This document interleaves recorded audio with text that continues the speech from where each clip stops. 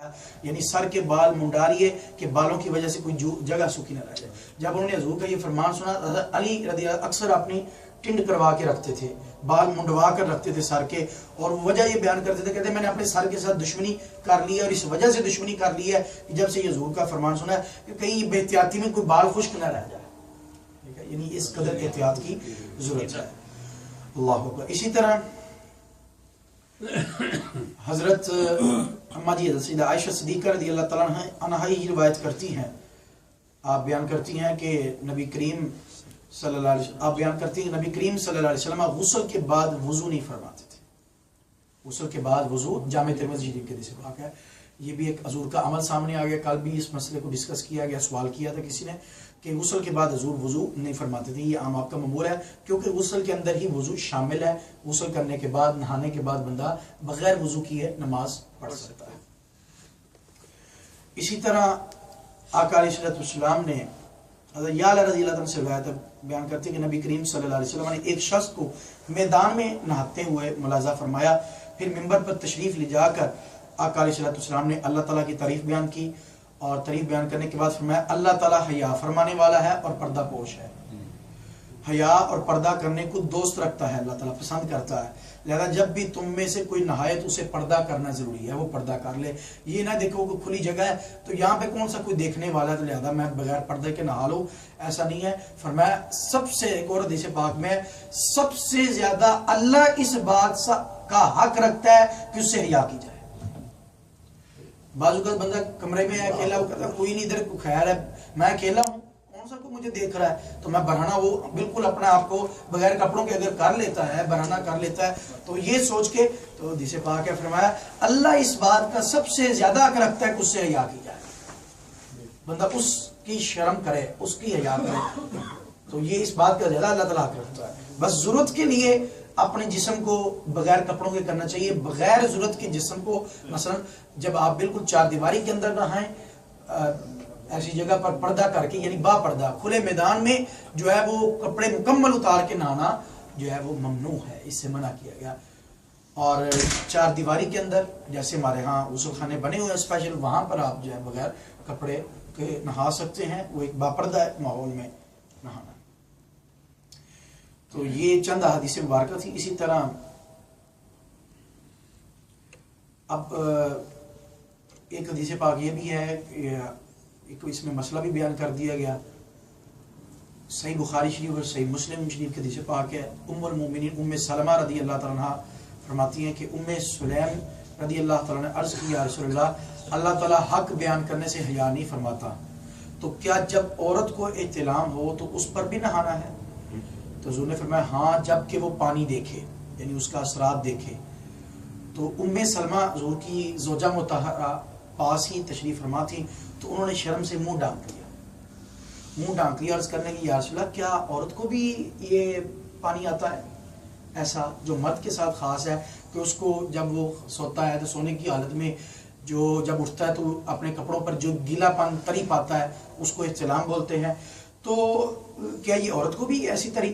تو فرمایا ہاں، ایسا نہ ہو تو پھر کس وجہ سے بچہ ماں کے مشابہ ہوتا؟ اگر ایسا نہ ہو تو بچہ پھر ماں کے ساتھ کس وجہ سے مشابہ، یعنی یہی تو وجہ ہے کہ بچہ ماں کے بعض اوقات مشابہ ہوتا ہے۔ تو یہاں بزرگان دین نے لکھا کہ امہات المؤمنین، یعنی جو حضور کی زوجہ ازواج مطہرات تھی، اللہ تعالیٰ نے حضور کی پاک بارگاہ میں حاضری سے پہلے ہی انہیں اس چیز سے محفوظ رکھا تھا، احتلام سے محفوظ رکھا تھا، اس لیے کہ احتلام میں شیطان کی مداخلت ہوتی ہے، احتلام میں شیطان کی اور شیطانی مداخلتوں سے ازواج مطہرات حضور کی جو بیویاں ہیں، مبارک بیویاں، ان کو پاک رکھا گیا ہے۔ اس لیے انہیں اس سوال کا تعجب ہوا، انہوں نے فوراً حضور کی زوجہ مطہرہ کہ کیا انہوں نے جو سوال کیا ہے کیا واقعی ایسا ہے؟ ہمیں تو کبھی ایسا کوئی نہیں ہوا، ایسا معاملہ کبھی نہیں ہوا۔ تو انہیں تعجب ہوا اس بات پر، کیونکہ خود وہ ایسی چیز ان کے سامنے کبھی آئی نہیں تھی، تو انہیں اس بات پر تعجب ہوا۔ تو اس سے مثلا شرعی مسئلہ بھی ظاہر ہو گیا کہ خواتین کو بھی جس طرح مرد حضرات کو سونے کی حالت میں وہ پانی نکل سکتا ہے اور غسل فرض ہو سکتا ہے، اسی طرح خواتین کے ساتھ بھی ایسا ہو سکتا ہے، اور وہ ان کے ساتھ اگر ایسا ہو تو ان پر بھی غسل فرض ہوگا۔ اسی طرح سیدہ عائشہ صدیقہ رضی اللہ تعالیٰ عنہا سے مروی ہے کہ رسول اللہ صلی اللہ علیہ وسلم سے ایک سوال ہوا کہ مرد اگر جب وہ اٹھا ہے، سو کر اٹھا ہے، اس نے اپنے کپڑوں پر تری پائی، گیلا پن پایا، اور اسے یاد نہیں ہے خواب کا یا احتلام کا، اسے یاد نہیں ہے، تو آپ نے فرمایا کہ وہ غسل کرے. وہ اور اس شخص کے بارے میں سوال ہوا کہ اسے خواب کا یقین ہے کہ مجھے جو ہے وہ خواب میں سونے کی حالت میں کچھ ہوا تھا، احتلام ہوا تھا مجھے، یہ اسے جو ہے یقین ہے اس بات کا، لیکن جب سو کے اٹھتا ہے تو اس کے کپڑوں پر کوئی اثر نہیں ہوتا، کسی قسم کا کوئی جو ہے وہ تری نہیں پاتا، کوئی نشان نہیں پاتا، کوئی داغ، کوئی کچھ بھی وہ نہیں پاتا. تو حضور فرماتے ہیں اس پر غسل نہیں ہے، اس پر غسل نہیں ہے. تو یعنی اس سے کیا مسئلہ معلوم ہوا کہ اعتبار یہ ہے کہ جب سو کے بندہ اٹھے تو وہ نجاست کے اثرات اگر پائے گا تو غسل فرض ہے، اگر نجاست کا کوئی اثر نظر نہیں آتا تو غسل فرض ہے، نہ جسم پر نہ کپڑوں پر اگر کوئی اثر نظر نہیں آتا تو اس صورت میں غسل فرض نہیں ہے. اسی طرح ہم بستر ہونے سے، ازدواجی تعلق قائم کرنے سے بھی جو ہے غسل فرض، اس کے بارے میں حدیث پاک میں جو ہے وہ نبی کریم صلی اللہ علیہ وسلم، دیکھیے اسلام کیسے کیسے احکام بیان کرتی ہے، ایک ایک چیز کو بیان کیا ہے شریعت نے. آقا علیہ السلام نے فرمایا کہ جب مرد کی شرمگاہ عورت کے مقام میں غائب ہو جائے تو اس صورت میں بھی غسل جو ہے وہ واجب ہو جائے گا. ٹھیک ہے، یہ مسئلہ بھی آقا علیہ السلام نے بیان فرمایا. اسی طرح عمر رضی اللہ عنہ سے انہوں نے نبی کریم صلی اللہ علیہ وسلم سے یہ عرض کی کہ ان کو رات میں نہانے کی ضرورت ہو جاتی ہے، تو حضور نے فرمایا وضو کر لیا کرو اور اپنی شرمگاہ کو جو ہے وہ دھو لیا کرو اور پھر سو رہو. یعنی اس سے یہ مسئلہ معلوم ہوا کہ اگر رات کو آپ غسل نہ کرنا چاہیں، رات کو غسل کی حاجت ہو گئی تو آپ آرام کرنا چاہتے ہیں، تھوڑی دیر آرام کر کے نماز سے جو ہے وہ پہلے اٹھ کے بھی آپ غسل کر سکتے ہیں. لیکن اس میں یہ ہے کہ اتنا کر لیں، عمل وضو کر لیں اور اس حصے کو جو ہے وہ اچھی طرح دھو لیں.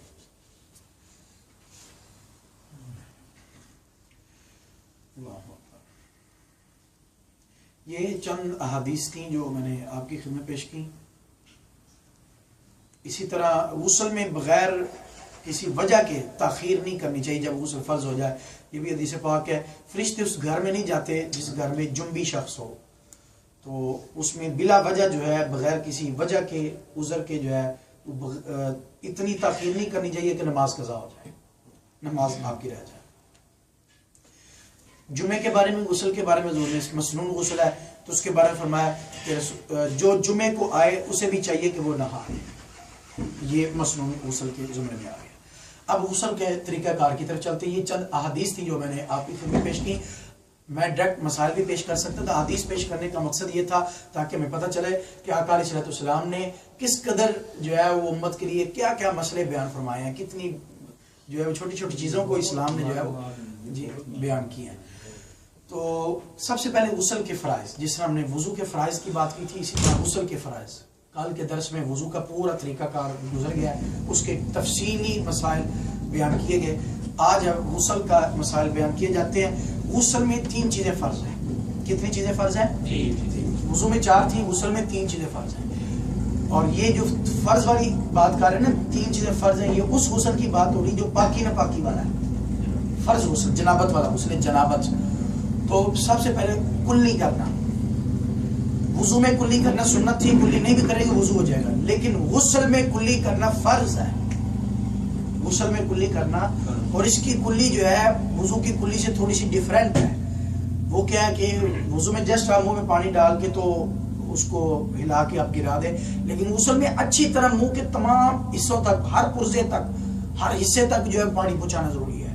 اور روزہ نہ ہو تو غرارہ بھی کریں، روزہ نہ ہو تو غرارہ بھی جو ہے وہ آپ کریں. حلق تک جو ہے وہ پانی پہنچانا چاہیے، حلق کی جڑ تک، حلق کے کنارے تک جو ہے وہ جہاں حلق کا کنارہ ہے وہاں تک جو ہے پانی پہنچانا چاہیے. یہ غسل کی کلی ہے. اسی طرح دوسرا فرض ناک میں پانی ڈالنا، اور اس میں بھی فرق ہے کہ وضو میں ناک میں پانی ڈالنا سنت تھا، غسل میں ناک میں پانی ڈالنا فرض ہے. اور جہاں تک یہ نرم ہڈی ہے ناک کی، وہاں تک جو ہے پانی کو اوپر تک جو ہے وہ چڑھانا ضروری ہے. جہاں تک یہ ناک کی نرم ہڈی، وہاں تک جو ہے پانی کو لے جانا چاہیے. اور اگر اندر ناک خشک ہو گیا ہے، کچھ رینٹ سوکھ گئی ہے، تو اس کو بھی چھڑانا جو ہے وہ ضروری ہے. اس میں اس کو اچھی طرح صاف کر لیں. اگر اندر ناک خشک ہو کے وہ ساتھ چمٹا ہوا ہے بالوں کے ساتھ تو اس کو بھی چھڑانا ضروری ہے, اس کی اچھی طرح صفائی جو ہے وہ کرنی ضروری ہے. اور ناک کے اندر بالوں کا بھی دھونا جو ہے وہ فرض کے زمرے میں آتا ہے. 2 فرض ہو گئے. تیسرا اور آخری فرض یہ ہے پورے ظاہری جو جسم ہے پورے جسم پر اچھی طرح پانی بہانا, سر کے بالوں سے لے کر پاؤں کے ناخنوں تک پورا جسم, اور اس میں ان جگہوں کا خاص طور پر خیال رکھنا کہ جن پہ اگر توجہ نہ دی جائے تو ان کے خشک رہنے کا خدشہ ہے. مثلا گلے کے نیچے, بغلوں کے نیچے آپ بیٹھ کے غسل کر رہے ہیں تو یہ جو گھٹنوں کے نیچے جو جگہ ہے یہ جگہ, ٹھیک ہے. تو اسی طرح دیگر جسم کے وہ کچھ حصے ہیں, ناف کے اندر جو ہے انگلی تک جب تک نہ پھیرے, کان کے اندر انگلی نہ پھیرے, یہ کان کے پیچھے بازو کا کچھ حصہ خشک رہ جاتا ہے نہاتے ہوئے اور احتیاط نہ کریں. تو یہ ساری چیزیں جو ہے ان کا خیال رکھنا ضروری ہے کہ جسم کے ہر حصے پہ جو ہے وہ پانی پہنچانا ضروری ہے. ٹھیک ہے, یہ تھا غسل کے ہم فرائض کی بات کرتے ہیں کہ غسل کا فرض. اور اگر ہم غسل کی سنتوں کی بات کریں, پورا غسل پورا شروع سے لے کر ابتدا سے لے کر انتہا تک جو غسل کا پورا طریقہ ہے, سب سے پہلے غسل کی نیت کریں, دونوں ہاتھ کلائیوں سمیت 3 مرتبہ دھوئیں, پھر استنجے کی جگہ دھوئیں, استنجے کی جگہ کو دھوئیں, خواہ نجاست لگی ہو یا نہ لگی ہو پہلے اس کو دھونا چاہیے. پھر جسم پر جہاں کہیں نجاست لگی ہے اس کو دور کریں, پھر نماز جیسا وضو کر لیں, پھر نماز جیسا وضو کر لیں, لیکن پاؤں نہ دھوئیں. لیکن اگر آپ ایسی جگہ پر غسل کر رہے ہیں جس جگہ پانی فوراً بہہ جاتا ہے تو آپ پاؤں بھی دھو لیں. اور اس کے بعد پھر پہلے پانی لے کے اپنے بدن کو پر ہلکا ہلکا تیل کی طرح, جیسا تیل لگاتے ہیں نا ایسے پانی کو لے کے ایسے ایسے لگا لیں.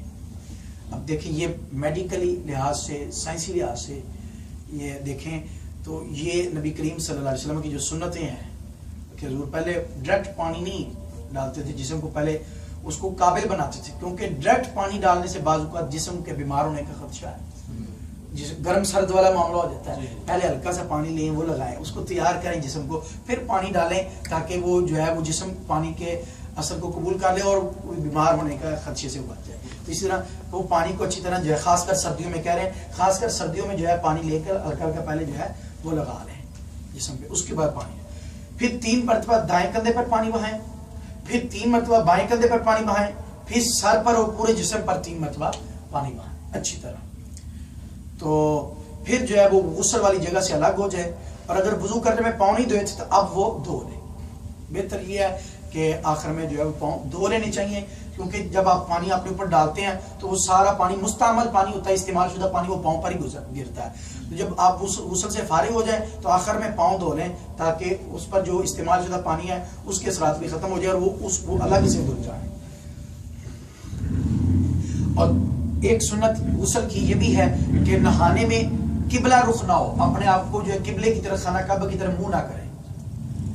اگر کچھ باندھ کے چادر وغیرہ باندھ کے آپ غسل کر رہے ہیں تو پھر کوئی حرج نہیں ہے.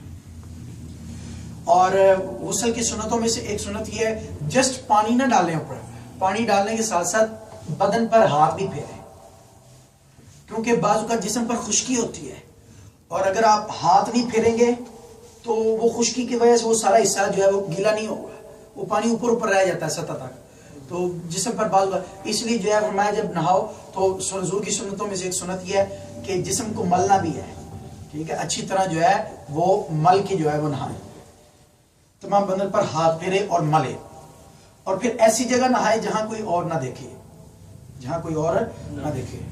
اور اگر ایسی جگہ نہ مل سکے تو پھر یہ ہے کہ وہ ناف سے لے کر گھٹنے تک اتنا تو جسم کا حصہ چھپانا ضروری ہے. اس کے تفصیلی احکام پہلے درس میں گزر چکے ہیں کہ سطر کے کیا احکام ہیں, وہ میں نے عرض کر دیے تھے. تو اتنا حصہ تو ڈھانپنا ضروری ہے, ناف سے لے کر گھٹنے کے نیچے تک, یہ اتنا حصے کو وہ ڈھانپ کے جو ہے اگر ایسی جگہ پر وہ اسے جگہ نہیں مل رہی کہ جہاں کوئی جو ہے وہ نہ دیکھے تو پھر مثلا اوپن جگہ پر اسے نہانا پڑتا ہے مجبوراً, تو اس صورت میں جو ہے وہ پھر اتنے حصے کو جو ہے وہ ڈھانپنا ضروری ہے. اتنے حصے میں سے کوئی حصہ جو ہے وہ نہیں ظاہر ہونا چاہیے. اور یہاں تک لکھا ہے مسئلہ کہ اگر اتنا بھی ممکن نہ ہو, اتنا بھی ممکن نہ ہو تو پھر شریعت یہ کہتی ہے اپنا جسم ظاہر نہ کرو تیمم کر.